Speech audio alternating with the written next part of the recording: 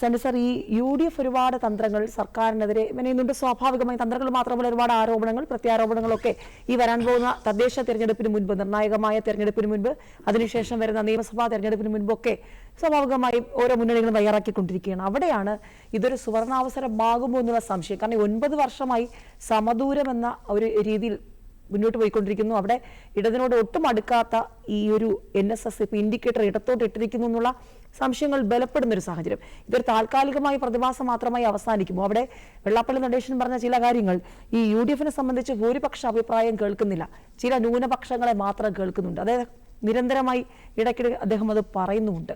അപ്പോൾ ഇത് ചേർത്ത് വയ്ക്കുമ്പോൾ UDF-നെ സംബന്ധിച്ച് വെല്ലുവിളികൾ കൂടുതലുണ്ട്.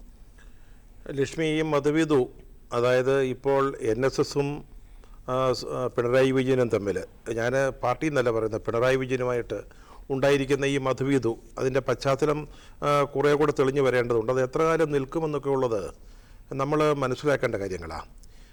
NSS-ൻ്റെ ചരിത്രം കൂടെ നമ്മൾ വേണമെങ്കിൽ പെട്ടെന്ന് ഒന്ന് നോക്കാവുന്നതേ ഉള്ളൂ. NSS എപ്പോഴും അവരുടെ താല്പര്യങ്ങൾക്കനുസരിച്ച് വളരെ വളരെ വ്യത്യസ്തങ്ങളായ നിലപാടുകൾ എടുത്തിട്ടുണ്ട്. തിരുവിതാംകൂറിൽ സർ CP-യെ പിന്താങ്ങിയിട്ടുണ്ട്. അതിനുശേഷം സർ CP-യുടെ ഏറ്റവും വലിയ ശക്തനായ എതിരായിട്ട് മന്നത്ത് പത്മനാഭൻ മാറി.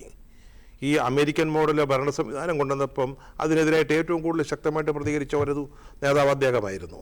അതിനുശേഷം 57-ലെ ആദ്യത്തെ തെരഞ്ഞെടുപ്പ് കേരളം ഉണ്ടായതിന് ശേഷം അന്ന് തിരുവിതാംകൂറിലെ ജില്ലകളിൽ ആലപ്പുഴ, കോട്ടയം, കൊല്ലം, എറണാകുളത്തിൻ്റെ ചില ഭാഗങ്ങൾ, ഈ മണ്ഡലങ്ങളിലൊക്കെ MN ഗോവിന്ദൻ നായരുമായിട്ട് ചേർന്ന് കേരളത്തിലെ ആദ്യത്തെ സോഷ്യൽ എഞ്ചിനീയറിംഗ് നടത്തിയത് മന്നത്ത് പത്മനാഭനും MN ഗോവിന്ദൻ നായരും കൂടെ.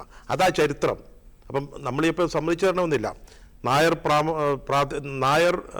പ്രബലമായ നായർ സമുദായത്തിന് പ്രബലമായിട്ടുള്ള മണ്ഡലങ്ങളിൽ നായർ സ്ഥാനാർത്ഥികളെ കണ്ടെത്തി നിർത്തി ജയിപ്പിച്ച് അങ്ങനെ 57-ൽ വന്നത്. പക്ഷേ ആ ഗവൺമെൻറ്റിൻ്റെ തന്നെ വീഴ്ചയ്ക്ക് കാരണമായ വിമോചന സമരത്തിൻ്റെ സർവ്വസൈന്യാധിപൻ ആരായിരുന്നു? മന്നത്ത് പത്മനാഭനായിരുന്നു. ഭാരത കേസരിയായിരുന്നു. അതിനുശേഷം കേരള കോൺഗ്രസ് ഉണ്ടാകുന്നു. കേരള കോൺഗ്രസ് എന്നുള്ള പേര് പ്രഖ്യാപിക്കുന്നത് അദ്ദേഹമാണ്. അതിനുശേഷം അദ്ദേഹം വീണ്ടും കോൺഗ്രസുമായിട്ടൊക്കെ അടുക്കുന്നു. ഇതൊക്കെ നമ്മൾ കണ്ടിട്ടുള്ളതാണ്. പിന്നെ ഇതുപോലുള്ള കൂട്ടുകെട്ടുകൾ നേരത്തെ കേരളം ഉണ്ടാകുന്നതിന് മുമ്പ് ഹിന്ദുമണ്ഡലം ഉണ്ടായിട്ടുണ്ട്. ഇവിടെ ആർ ശങ്കരും ശ്രീ മന്നത്ത് പത്മനാഭനും കൂടെ ചേർന്ന്, ശ്രീ ആർ ശങ്കരും ശ്രീ മന്നത്ത് പത്മനാഭനും ഹിന്ദുമണ്ഡലം, ഡെമോക്രാറ്റിക് കോൺഗ്രസ്. അതിനുശേഷം ഈ നമ്മുടെ സുകുമാരൻ നായരും വെള്ളാപ്പള്ളിയും കൂടെ ചേർന്ന് നായാടി മുതൽ നമ്പൂതിരി വരെ ഉള്ളവരെ ഒന്നിച്ച് നിർത്താൻ വേണ്ടി ഈ രാമലക്ഷ്മണന്മാർ ചേർന്ന്. അപ്പോൾ അതിൻ്റെയൊക്കെ ഒരു അതൊക്കെ എങ്ങനെയാണ് വന്ന് ഭവിക്കുക, തീരുക എന്നുള്ളത്. പക്ഷേ അതിനൊക്കെ മുമ്പ് നമ്മൾ ശ്രദ്ധിക്കേണ്ട കാര്യങ്ങളുണ്ട്. ഞാൻ ഒറ്റ കാര്യമേ പറയുന്നുള്ളൂ. ഇപ്പോൾ ഇവിടെ ശബരിമല സ്ത്രീ പ്രവേശനവുമായി ബന്ധപ്പെട്ട് സുപ്രീം കോടതിയിൽ NSS കൊടുത്ത പുനഃപരിശോധനാ ഹർജി നിലവിലുണ്ട്. അതൊരു വിശാല ബെഞ്ചിലേക്ക് പോകുമെന്നാണ് പറയുന്നത്.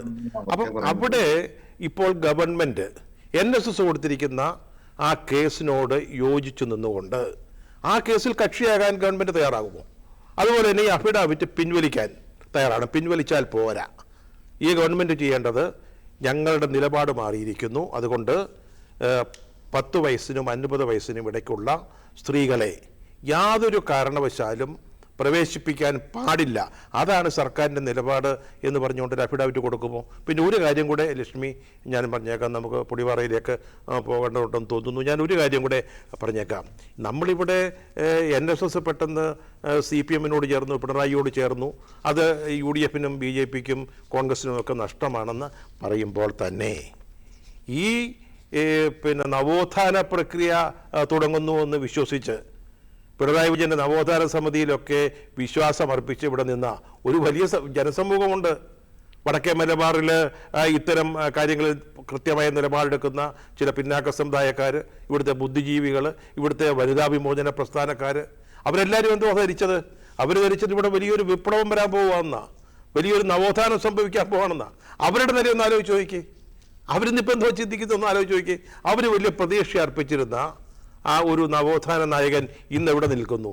ഇന്ന് പമ്പയിൽ പോയിട്ട് പണ്ട് പറഞ്ഞതെല്ലാം മറന്നുകൊണ്ട് സ്വരം മാറ്റി സംസാരിക്കുന്ന ഒരു രംഗം നമ്മൾ കണ്ടുകൊണ്ടിരിക്കുക. ഇതൊക്കെ ഞാൻ പറഞ്ഞല്ലോ, ഇതെല്ലാം വരാനിരിക്കുന്ന തെരഞ്ഞെടുപ്പുകളിലൊക്കെ വോട്ടായിട്ടും എതിർ വോട്ടായിട്ടും അനുകൂല വോട്ടായിട്ടും ഒക്കെ മാറാം. അതിന് നിയമസഭാ തെരഞ്ഞെടുപ്പാണെങ്കിൽ അതിന് ഇനിയും സമയമുണ്ട് എന്നാണ് എനിക്ക് പറയുന്നത്.